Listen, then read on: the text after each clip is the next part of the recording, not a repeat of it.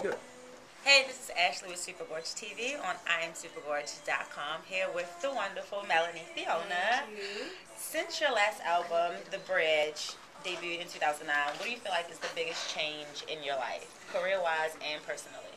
Career-wise, I feel like I found my place a little bit more as who I am and who I want to be. Right. You know, the first album was really new, and when you're a new artist, you're really finding yourself. Like, nobody comes out and really knows who they are yet. I don't care what you got going on, and it may look like you got it, you're still figuring it out.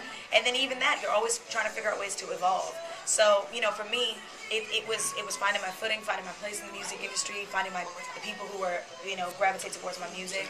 And now that I've found that, and I've experienced what it takes to kind of have some success, it's maintaining that success and then surpassing it. So it's really just being more comfortable with myself, being able to express myself better, making better music, being a stronger performer, and just kind of, you know, setting myself aside from every other female artist that's out there. Now with your sophomore album, The MF Life, which I love the title. Thank you.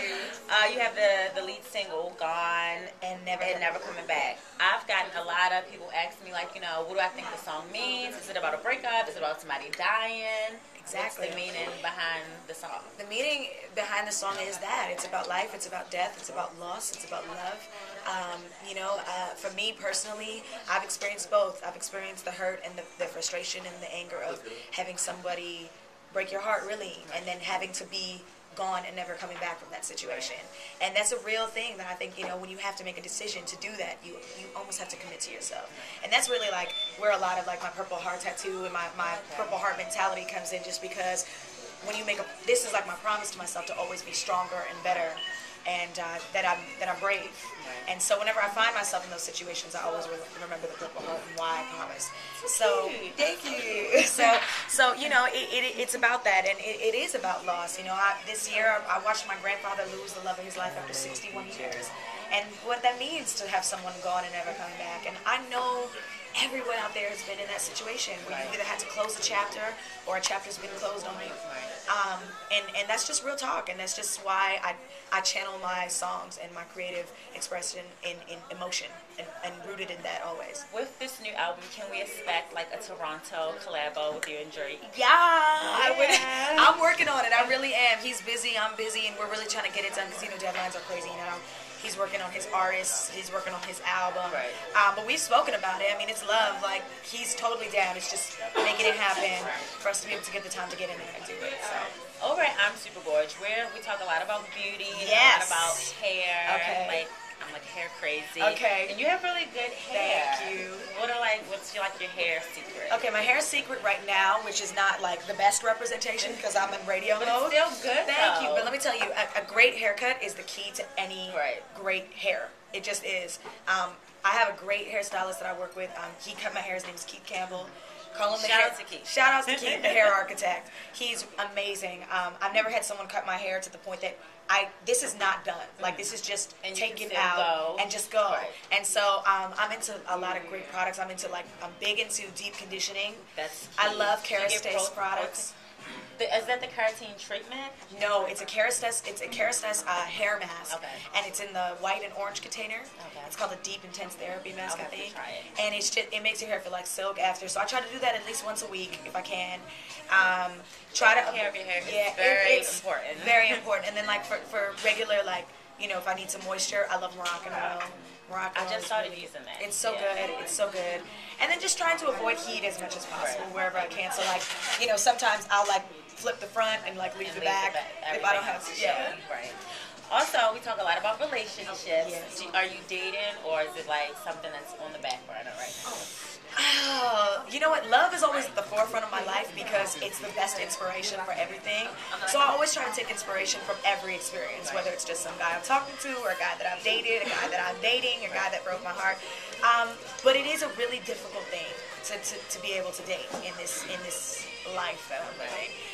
It takes a very strong man to deal with me as a woman on my own, and then me as a woman and being an artist. Because some guys have already come and gone just because they can't keep up and they can't handle. And I consider myself to be a good girl, but some guys don't. They can't handle the fact of the girl or the woman being away and being in charge, being in charge of themselves. Today on Twitter, you had a question you posted, like, if you could block someone in your life, who would it be? Who would you block in your life? I would block all the people that I've already blocked on Twitter. And you know who you are, because I don't entertain negative garbage. But it's just, if I had to block, I would really just block. It's just negative people in general. It just people who ignorance, just are based in ignorance, just are either afraid to think outside of themselves or accept people who think outside of what they think.